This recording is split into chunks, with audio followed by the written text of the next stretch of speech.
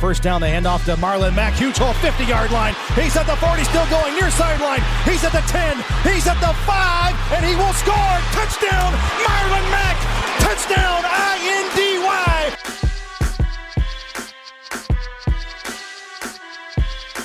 And again, it's picked up. It's Darius Leonard. Leonard with his second INT, and he's streaking down the near sideline. He's at the 40. He's at the 30. He's at the 20. He's going to go. A pick six for the Maniac. Horseshoe is back, baby. The horseshoe is back. What is going on, everybody? Welcome back to another episode of the Bring the Juice Colts podcast. Today, guys, we're going to be continuing our discussion of Colts position groups versus the rest of the NFL. You're not going to have Cody today. It's just going to be me here today. But today, I am going to be breaking down the cornerback group for you guys, okay? So, first things first, guys. We're almost at 3,000 subs. Thank you to everyone for the support. Thank you for the live streams, all the attendance that you guys have been showing us through the live streams over the last few weeks.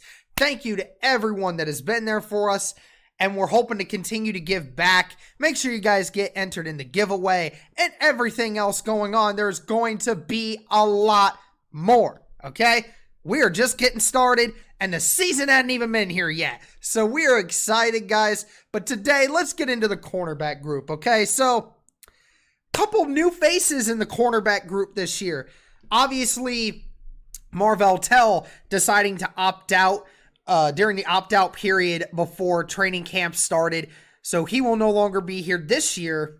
But the Colts seem to have figured out a little bit of depth that has been able to keep them afloat through all of this. And why not we just start with the first guy that the Colts picked up in free agency this year. Newly found corner Xavier Rhodes, former Minnesota Viking himself. Xavier Rhodes was a former All-Pro in 2017. So this guy certainly brings a lot of pedigree, brings a lot of experience. And so far, from what we've seen in training camp and from what we've heard from him in talking in meetings, is that he has provided a lot of great leadership for this group right here. Rock Ya-Sin has been a forefront guy about that, about Xavier Rhodes, teaching him more about his mental game rather than the physical aspect of football, which is exactly what should be happening, is that Rock Ya-Sin has the intangibles. We know this. He's a willing tackler. He sticks to guys pretty well. Outside of Cortland Sutton, I mean, Rock Ya-Sin had a relatively good year last year, especially for a rookie. But he told that there were times when he would have mental lapses. And Xavier Rhodes has come in and helped him understand when it's okay to be upset and when it's not okay to be upset and not to let it go to your head. So that's one of the great things that Xavier Rhodes has provided to this group, is doing that. Now, on the physical aspect of the game so far, from what we've seen in camp, Xavier Rhodes has locked down Michael Pittman. Locked him down. I don't know if Michael Pittman's caught a ball yet when guarded by Xavier Rhodes in zone or man coverage, but Xavier Rhodes has had him on lockdown so far. And, you know, we can take it as it is. I mean, you can take that for the fact that Michael Pittman's a rookie. So I get that. And that's understandable. But nonetheless, Xavier Rhodes still coming in, providing a good, solid presence, has had his side on lockdown pretty well. So nonetheless, that's still a good thing. Great thing to hear. What are we going to see from him in the season? We still don't know that yet.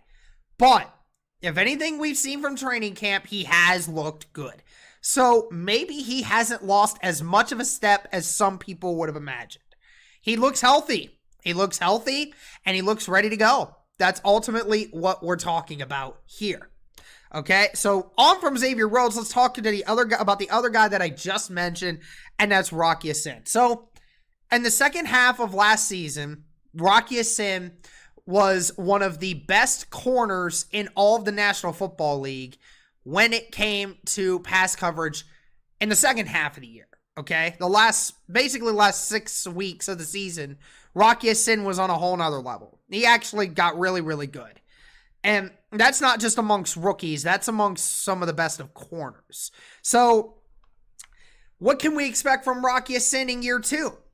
Well, Rock Ya-Sin has certainly gotten himself more mentally in a better place. We've heard that from a lot of guys. And we already know Rock Ya-Sin comes into the game the right way. Frank Reich has already praised his mental ability and how he approaches the game. A perfectionist. The guy wants to be great at all costs. So we always like that. And Rock Ya-Sin, I think, is going to be a lot better this year. I think he's going to be more locked down. Is he still going to have some issues? I don't doubt it. There'll probably be a couple matchups where he might struggle. But ultimately, I think he's still going to continue to get better. Second-year guys, when they have the end of their first year and the way they do, a lot of times that shows a really good side. So I really like what Rock Ya-Sin brings to the table. I think he is a guy that could potentially be amongst the best, possibly 30 to 40 cornerbacks in the NFL. I firmly believe that. So let's move on to another guy that we also acquired in free agency back in, I believe it was late March or early April, and that is TJ Carey, former defensive back for the Cleveland Browns. TJ Carey, another prototypical corner that the Colts really like to have, a guy that's familiar with zone coverage. He thrives in zone coverage. A guy that's got good size, 6 foot, nearly 200 pounds. It's a good sized corner. A guy that can tackle, come up and make tackles. TJ Carey makes his living off that. So, what do we think when it comes to TJ Carey? How much is he going to be used? Well, I think TJ Carey might get a lot of snaps this year. I think he's going to be the equivalent of what we saw Marvell Tell last year, but we're going to see TJ Carey a lot more. We're going to see TJ Carey a lot more because Carey just fits into the system that the Colts want to be able to use for their corners. He's a very aggressive corner, a lot like what Xavier Rhodes is. So, again, another solid cornerback piece that I think the Colts really are going to try to utilize. And then let's talk here about the rookie corner that we drafted this year. And don't worry, the one guy that I'm going to be talking about, we will be talking about here next. But we'll talk about Xavier Rhodes out of UMass. Okay, so talk about a dynamic player. Very small player, about 5'9", 180 pounds, I think, roughly. So, not necessarily the prototypical kind of corner that the Colts necessarily try to go for. They don't usually try to go for guys like this. But when you look at the tape, he plays so well for his size. I think they said, he had 14 interceptions at UMass? So, or something close to that. So, this guy is definitely a ball hawk. He's a guy that can make plays very fast. 4.28 40 was what was recorded at his pro day. So, I mean, guys, he's fast. And not to mention what he provides you in special teams, right? That's what we think is going to happen. So, Xavier Rhodes, we think he's probably going to find himself on this list of guys that we could potentially see in this cornerback room simply because also what he provides on special teams, but the also fact in the sense that he is a ball hawk. He's a guy that plays a lot like a lot of other smaller guys in the NFL. They just seem to have really good ball skills, and Xavier Rhodes certainly has that.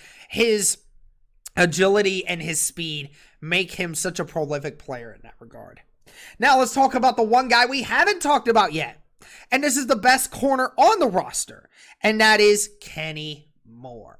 Okay, so Kenny Moore, again, is probably widely renowned as the best nickel corner in the game.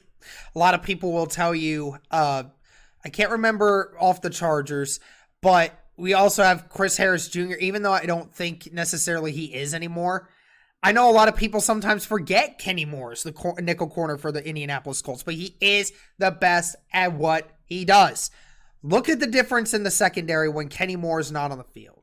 When Kenny Moore doesn't play in a game, this defense, this secondary looks different. They just don't play the same. Kenny Moore provides such a great aspect in he is the complete nickel corner. He can send him on blitzes. This guy can blitz the quarterback. He has sacks. He can do that for you. He plays up at the line of scrimmage very well, knows how plays are schemed, makes plays in the backfield. A guy that can intercept the ball, make those plays. Kenny Moore is everything you want in a nickel corner. And at the size that he's at, very prolific guy. Just coming off of a groin injury, so thankfully he's back. He's going to get the last week and a half to practice and get acquainted with these teammates. So that's great for him. Hopefully he continues to stay healthy because we certainly need him to get the practice now. So that was your main 5 guys here. Some other guys that could potentially make this roster, some other guys that are going to be getting some looks is cornerback Tremon Smith, Lafayette Pitts, and Travis Reed. So I've heard Travis Reed's name get popped up a few times from you guys and from training camp. And Travis Reed has certainly made some plays. I definitely believe that Travis Reed could be a guy that could be kept on this practice squad because I actually think I enjoy what he provides. He's a good big-bodied corner. That's what the Colts like. And I'm not so sure about the other guys, but I can tell you I like Travis Reed. I think he provides good instincts and, again, a good-bodied corner that can contest balls for any kind of wide receiver. So that is a list, guys, of the cornerbacks that most likely will make the roster and other guys as well. Let us know what you think in the comments, guys. What do you think of these? What do we think about the depth of them? And let's talk about the rankings for the Indianapolis Colts here when it comes to corners. So obviously the pass coverage game has not been super great for the Indianapolis Colts. And I understand that. And it's been a while since we've had a really good secondary. You could think back to probably like 2009, 2010 was one of the last few years that the Colts had a really good secondary. And, you know, the defensive line has been an issue as well for the Colts, and that's kind of hindered the secondary as well. But I think the defensive line this year is going to be better, and it's going to help the secondary. For right now, I think this secondary is right about in the middle.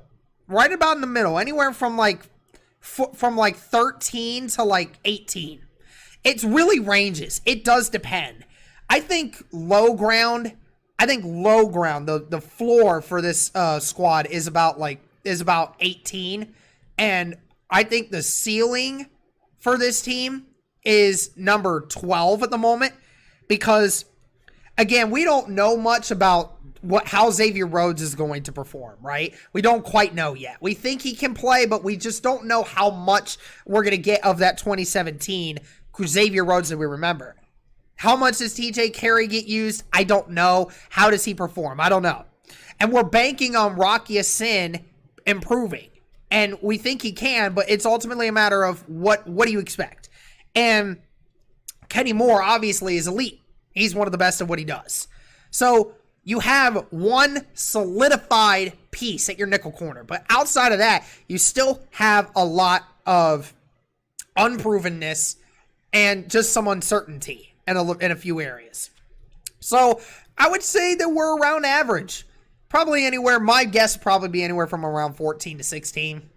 And that's my official one, 14 to 16. I think that's pretty good. You know, average to slightly above average.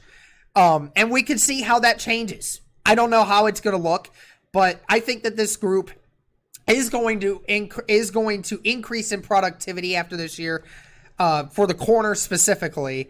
So let me know what you guys think. Where do you rank this group? I mean, I think the average is roughly a good estimate, at least as of right now. We'll see how they go later on in the season. Thank you guys so much for listening. Appreciate you all as always. And as always, Go Colts.